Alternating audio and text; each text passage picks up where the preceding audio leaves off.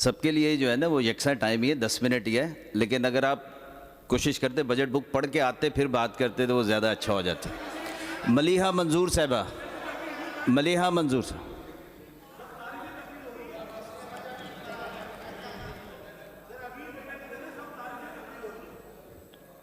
Okay, Shyam सुंदर साहब।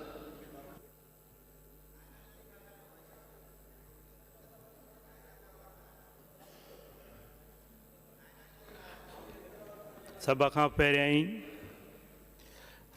लतीफ़ साईं जे इन शेर सां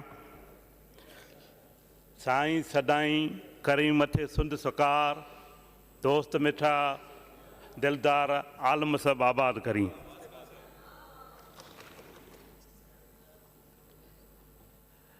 जनाब डिप्टी स्पीकर साहब, आऊं अवां जो तमामु घणो थोराइतो आहियां जो अवां मूंखे बजट 2024-25 ते पंहिंजे ख़्यालनि जो इज़हार करण जो मौक़ो फ़राहम कयो।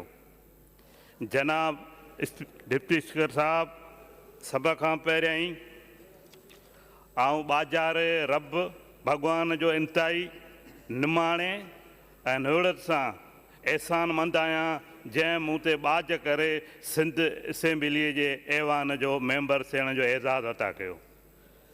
इहा मुंहिंजे लाइ एज़ाज़ जी ॻाल्हि आहे त अॼु आऊं पाकिस्तान पीपल्स पार्टीअ जे चूंडियल नुमाइंदे हैसियत सां उन तारीख़ी सिंध असेंबली जे ऐवान में मुखातिबु आहियां जंहिं सभ खां पहिरियां ई क़याम पाकिस्तान जी क़रारदाद पास कई। जनाब डिप्टी स्पीकर साहब, तंहिंखां पोइ आऊं पाकिस्तान पीपल्स पार्टीअ जी क़यादत ख़ासि तौर ते सदर आसिफ अली ज़रदारी साहब, चेयरमैन बिलावल भुट्टो ज़रदारी साहब, अदी मोहतरमा फरियाद टालपुरा साहिबा ऐं बीबी आसफा भुट्टो ज़रदारी साहब शुक्रगुज़ार आहियां जिन मूं ते एतमाद कंदे पाकिस्तान पीपल्स पार्टी ठिके ॾिनी मूंखे मेंबर तौरु चूंडराए उन तारीख़ी ऐवान में मोकिलियो जंहिंजो पहिरीं स्पीकर दीवान बहादुर भोज सिंह गोनूमल पहलजाणी सखर सां तेलक रखंदड़ हिकु अक़लियती हिंदू वकील हो, जंहिंजी पहिरीं डिप्टी स्पीकर बि हिकु हिंदू औरत श्रीमती ॼेठी बाई तुलसीदास सिपा हिमालयाणी। हुसन इत्तफ़ाक़ सां हिन वक़्तु सिंध असेंबली जो स्पीकर सिंध असेंबलीअ जो स्पीकर सैयद अवैस कादिर शाह जो तेलुक सखर सां आहे ऐं हिन वक़्तु डिप्टी स्पीकर साहब आप डिप्टी स्पीकर अंथोनी नवीद तेलुक अक़लियती बिरादरीअ सां इहो तारीख़ जो तसलसल जुड़ियल आहे जंहिंजो क्रेडिट पाकिस्तान पीपल्स पार्टी ॾे वञे थो। लॻभॻि मुनी सदी खां पोइ तारीख़ पाण खे दोहराए रही आहे ऐं ख़ासि तौर ते अंथोनी नवी साहब जे डिप्टी स्पीकर चूंडण सां सॼी दुनिया में पाकिस्तान जे साख में जेको इज़ाफ़ो थियो पाकिस्तान पीपल्स पार्टीअ जे उन तारीख़ी फ़ैसिले खे सॼी दुनिया में साराहियो वियो। पाकिस्तान पीपल्स पार्टी पाकिस्तान जी वाहिद जमायत आहे जेके मूं जहिड़े सियासी वर्करनि खे ऐवान में आणींदी आहे। मूंखे फ़ख़्रु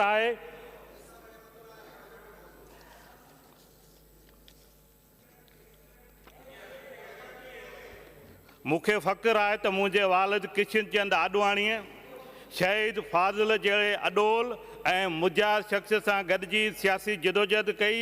शहीद फाज़िल राव जी क़यादत में आमिर ज़ालक जे आमिरत ख़िलाफ़ जमहूरियत जे बाली हलण जो हिसो वरितो।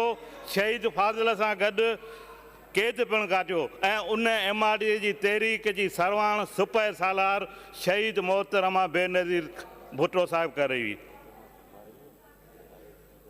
जनाब डिप्टी स्पीकर साहब, सिंध बजट 2024 मौक़े ते आउं सिंध जे वॾे वज़ीर मानवारे सैयद मुराद अली शाह खे मुबारकबाद पेश कयां थो जिन ॾुखियनि मुआशी हालत में सिंध ऐं सिंधी अवाम लाइ हिकु शानदार बजट पेश कई जंहिंजी तहरीफ़ वफ़ाक़ी खज़ाने समेत ॿियनि सूबनि जे माण्हुनि कई आहे।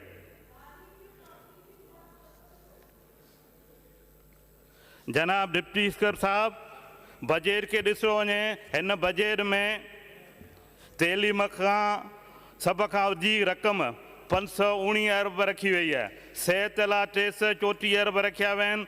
लोकल काउंसिलनि जी बजट 121 अरबनि मां वधाए 160 अरब रखिया विया आहिनि। ज़राइत लाइ 58 अरब, तवानाई लाइ 77 अरब, आपाशी लाइ 94 अरब, वर्क्स एंड सर्विस लाइ 86 अरब, मनसूबाबंदी ऐं तरक़ीअ लाइ 30 अरब, ट्रांसपोर्ट लाइ 153 अरब, घरू खाते लाइ 194 अरब रखिया आहिनि। उहे समूरा मथियां अंग अखर सिंध हुकूमत जी जेका प्राठी जी वाज़े गवाही आहे।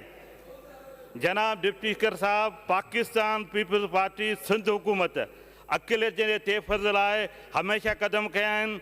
असांजे मज़हबी इबादगाह जे तहफ़्फ़ुज़ लाइ उते CCTV कैमराऊं लॻाइण ऐं सिक्योरिटी मुक़ररु करण जो मनसूबो जोड़ियल आहे। मूंखे उमेदु आहे उन जल्द अमल कयो वेंदो। मौजूदा बजट में सिंध हुकूमत असांजे चेयरमैन ऑनरेबल बिलावल भुट्टो ज़रदारी साहब जे वीहनि जी पोइतारी कंदे ॿोॾ सतायल लाइ घरनि जी तइमीर करणु, ग़रीब तबिके लाइ सोलर स्कीम मुतारफ़ करणु, हारी कार्ड, मज़दूर कार्ड जहिड़ा ज़बरदस्त अवामी मनसूबा मुतारफ़ कराया विया आहिनि। उहे मनसूबा दरअसल पाकिस्तान पीपल्स पार्टी जी आवाम सां कमिटमेंट जो वाज़े मिसाल आहे। बजट जे हिन मौक़े ते हिकु भेरो ॿीहर सिंध हुकूमत ते गुज़ारिश कंदुसि त प्रिया कुमारी थींदड़ बाजाबीअ लाइ कोशिशनि खे तेज़ कयो वञे। हिन वक़्तु पूरी सिंधी क़ौम ऐं मुस्लमान फ़र्क़ जो विसारे रोड़ीअ जे मैसूम प्रिया कुमारी लाइ आवाज़ उथाराइनि, जेका 10 मुहर्रम जे मुक़दस ॾींहं ते सबील विराईंदे अगवा कई हुई। उन सां गॾोगॾु जनाब डिप्टी स्पीकर साहब, जबरी मज़हब जे तब्दीली वारो हिकु तमामु वॾो इशू आहे। हर ईंदड़ ॾींहं ते असांजे मैसूम नियाणियुनि खे ज़बरदस्त पंहिंजो धर्म छॾण ते मजबूर कयो वञे थो। मुंहिंजी गुज़ारिश हूंदी उन बाबति मौसर कानून साज़ी अमल आंदी वञे। उन मौक़े ते आउं सिक्योरिटी इदारनि जो नायत शुक्रगुज़ार आहियां जेके पंहिंजूं जानियूं क़ुर्बान करे ॾींहुं राति असांजी हिफ़ाज़त कनि था। आउं मीडिया जे दोस्तनि जो शुक्रगुज़ार आहियां जेके हिंदू बिरादरीअ सां वक़्तु वक़्तु नाजाइज़नि खे इंतिहाई बहादुरीअ सां रिपोर्ट कनि था। जनाब डिप्टी स्पीकर साहब, मां सिंध हुकूमत जो शुक्रगुज़ार आहियां जंहिं मिनार्टी डिपार्टमेंट जे गुज़िरियल साल जे 114 स्कीमुनि खे जारी रखंदे तक़रीबन 2000 मिलियन रुपया स्कीम लाइ हिन बजट में रखिया आहिनि।